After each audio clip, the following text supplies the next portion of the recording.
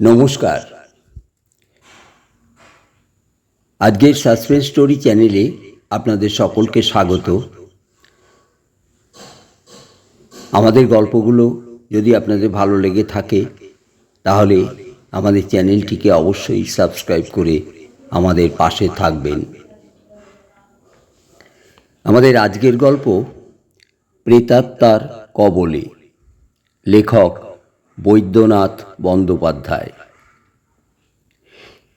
ইংরেজ আমলে আমার দাদু একজন নামকরা ডাক্তার ছিলেন। রোগীদের চাপে সময় মতো স্নান খাওয়া হয়ে উঠত না। দাদু কিন্তু এই সেবার মধ্যেই আনন্দ পেতেন। রোগী দেখতে যাওয়া আসার জন্যে মাসিক ভাড়ায় দাদুর একটা ঘোড়ার গাড়ি ছিল।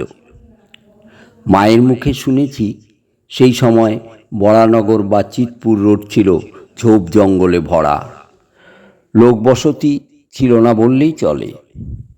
মাঝে মাঝে একটা দুটো পাকা কিংবা মাটির বাড়ি নজরে আসত।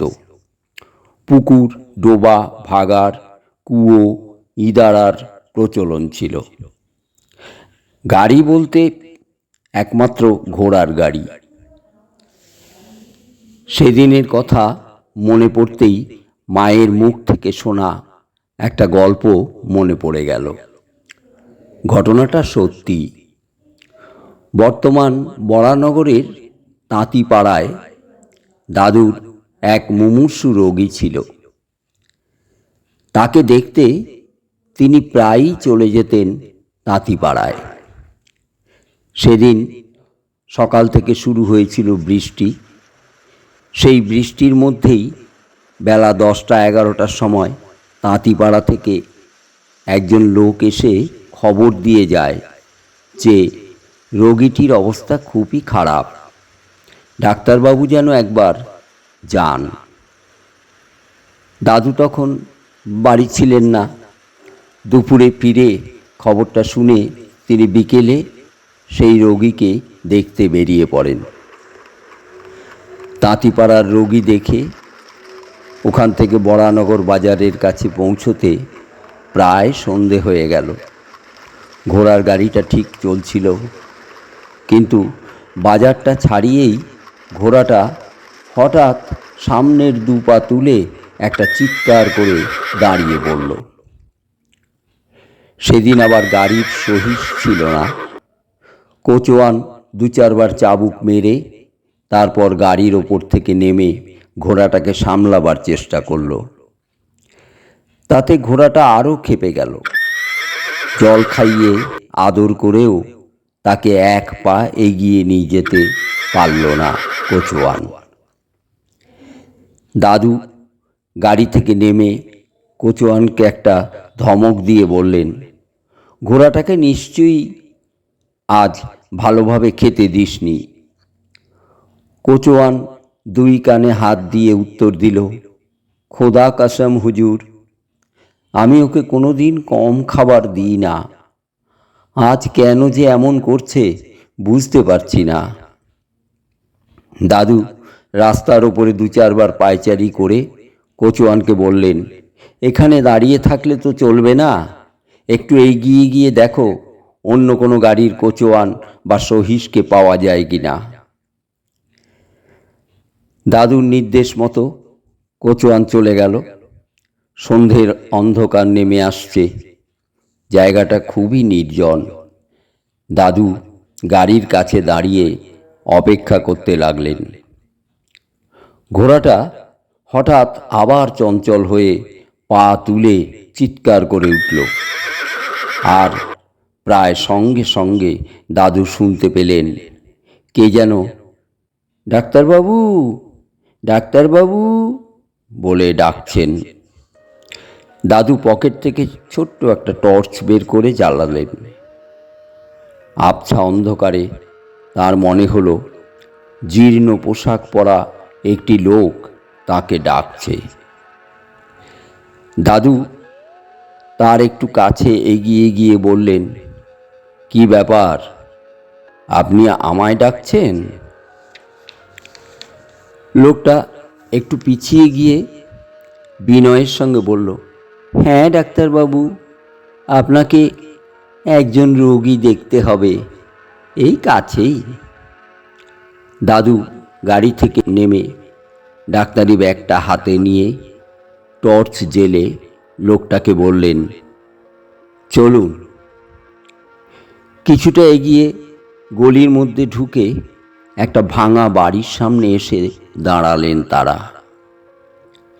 বাড়ির ভেতরে ঢুকতেই দালান পড়ল। দালানের ওপাশে একটা ঘর দেখিয়ে দিয়ে লোকটা বলল, রোগী ওই ঘরেই আছে, আপনি ভেতরে যান, আমি এখনই আসছি।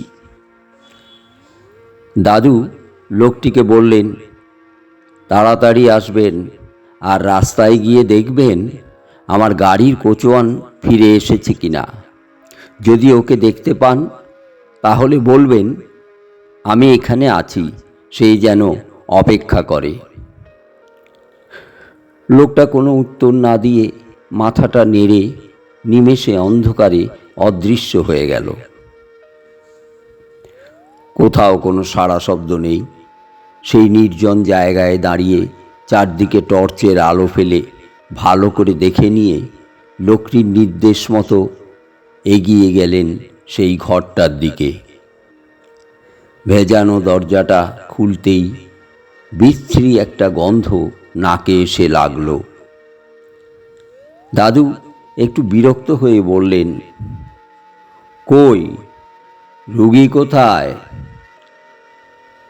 ডাক্তারবাবু, এই যে এদিকে আমি। টর্চের আলো সামনে একটা খাট দেখতে পেলেন দাদু। ভাঙা খাটের ওপরে নোংরা সাদা চাদর মুড়ি দিয়ে কে শুয়ে আছে। বিছানা বালিশ বলতে চারদিকে শুধু তুলো ছড়িয়ে আছে, আর কয়েকটা নেংটি ইঁদুর বিছানা জুড়ে ছোটাছুটি করছে। দাদু বুঝলেন লোকটাকে দেখার কেউ নেই। ঘরটা যে কতদিন পরিষ্কার হয়নি কে জানে। সামনের চেয়ারটাতে বসুন ডাক্তারবাবু। লোকটির কথায় চেয়ার টেনে বসতে বলতে দাদু বললেন, হ্যাঁ বসছি, কিন্তু ঘরের যা অবস্থা তাতে তো মশাই সুস্থ লোকও অসুস্থ হয়ে পড়বে। আপনাকে দেখবার কি কেউ নেই? আছে ডাক্তারবাবু, আছে, কিন্তু কেউই এখানে থাকে না। সেই কথাই তো আপনাকে বলবো। আপনার নাম আমি অনেক শুনেছি। আপনার বাড়িতেও অনেক দিন আগে আমার স্ত্রীকে দেখাতে নিয়ে গিয়েছিলাম। আজ আর সে নেই। যে আমায় ডেকে নিয়ে এলো সে কি আপনার কেউ হয়? না না, ও কদিন হলো আমার কাছে এসে জুটেছে। আসলে ও আমার নতুন বন্ধু। আজ দুপুরে ওই আমাকে খবর দিয়ে গেল যে আপনি এদিক দিয়ে রোগী দেখতে গেছেন। আমি তখন ওকে বলেছিলাম যে কোনো উপায়ে হোক ডাক্তারবাবুকে আমার কাছে একবার নিয়ে এসো, তাকে আমার কিছু বলার আছে। এখন অন্য কথা থাক, কি হয়েছে সেটাই আগে জানা দরকার।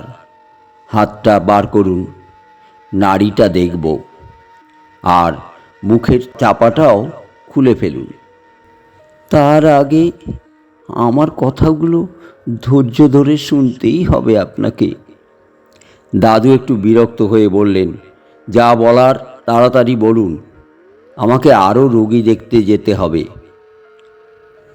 দাদুর কথায় কর্ণপাত না করে লোকটি ধীরে ধীরে বলল, আপনি যে চেয়ারে বসে আছেন ওরই ঠিক পেছনে দেখুন একটা কাঠের বাক্স আছে।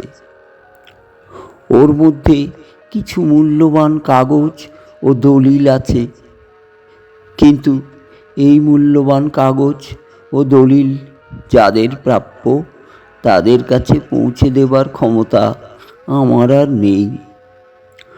ওর মধ্যেই পেয়ে যাবেন দুটো ঠিকানা, একটা আমার ছেলের আর অন্যটা মেয়ের।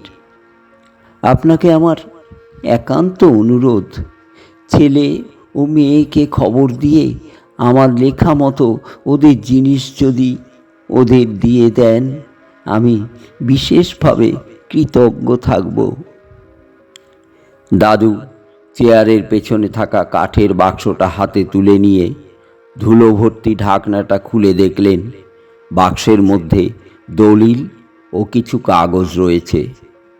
সমস্ত কাগজগুলো বার করে দাদু তার কোটের পকেটের মধ্যে ঢুকিয়ে রেখে বললেন, ঠিক আছে, আমি আপনার ছেলে মেয়ের সন্ধান পেলেই তাদের হাতে এগুলো তুলে দেব। নিন, এবারে হাতটা বার করুন, নাড়িটা দেখি। কতদিন ধরে ভুগছেন? চাদরটা সরে গিয়ে বেরিয়ে এলো একটা মাংসহীন হাত, আর মুখের চাদরটা খুলে যেতেই দাদু দেখলেন একটা কঙ্কালের মুখ। ওই দৃশ্য দেখে দাদু কোনো রকমে ঘর থেকে এসে প্রায় ছুটে চলে এলেন রাস্তায়। টলতে টলতে যখন গাড়ির সামনে পৌঁছলেন, তখন কোচওয়ান এসে গেছে। ঘোড়াটাকে ঠিক করার মতো লোক না পাওয়ায় সে একাই ফিরে এসেছে। দাদু গাড়িতে উঠে বসতেই ঘোড়াটাও এবারে এগোবার জন্য পা বাড়ালো। তাই না দেখে কোচওয়ান তাড়াতাড়ি উঠে বসলো নিজের জায়গায়। গাড়িটাও চলতে লাগলো আগের মতো। দাদু গাড়ি থেকে মুখ বাড়িয়ে জায়গাটাকে একবার ভালো করে দেখে নিলেন।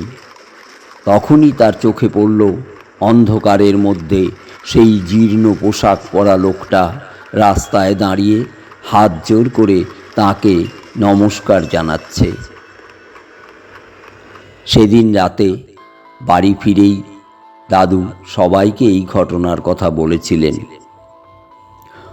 পরের দিন সকালে মামা ও আরও কয়েকজনকে সঙ্গে নিয়ে বাড়িটা খুঁজে বার করে সেই ঘরটার ভেতরে ঢুকে দাদু দেখলেন কঙ্কালটা তখনও খাটের ওপর পড়ে। একটু খোঁজাখুঁজি করতেই আশপাশ থেকে 2-4 জন লোককে পাওয়া গেল। তারা তো দাদুর মুখে রাতের ঘটনার কথা শুনে বিস্ময়ে হতবাক। একজন জানালো, বাড়ির বুড়ো কর্তা অনেক দিন আগেই মারা গেছেন বলে তারা শুনেছে। বাড়িটাও খালি পড়ে আছে বহুদিন ধরে। ভাঙা বাড়ি আর চারদিকে ঝোপ জঙ্গল দেখে দিনের বেলাতেও কেউ এদিকে আসে না, তাই কেউই এই মৃত্যুর খবর জানে না। যাই হোক, সকলের চেষ্টায় সেই কঙ্কালটাকে দাহ করে দাদু ও অন্যরা বাড়ি ফিরে এলেন। ঠিকানা দেখে ছেলে ও মেয়েকে খুঁজে বার করতে দেরি হলো না। দাদু তাদেরও সমস্ত ঘটনার কথা জানিয়ে দলিল ও অন্যান্য কাগজপত্র বুঝিয়ে দিয়ে বললেন, ওই বাড়িতে গিয়ে শ্রাদ্ধ শান্তির ব্যবস্থা করো, যাতে ওনার আত্মা মুক্তি পায়। দাদুর কথা মতো ছেলে ও মেয়ে তাদের বাবার শ্রাদ্ধ করেছিল। দাদুও শ্রাদ্ধের সময় সেখানে উপস্থিত ছিলেন। এতক্ষণ আপনারা শুনছিলেন বৈদ্যনাথ বন্দ্যোপাধ্যায়ের লেখা প্রেতাত্মার কবলে। গল্পটা ভালো লাগলে অবশ্যই আমাদের চ্যানেলটিকে সাবস্ক্রাইব করে আমাদের পাশে থাকবেন এবং গল্পটা শেয়ার ও লাইক করে আমাদের সহায়তা করবেন। ধন্যবাদ।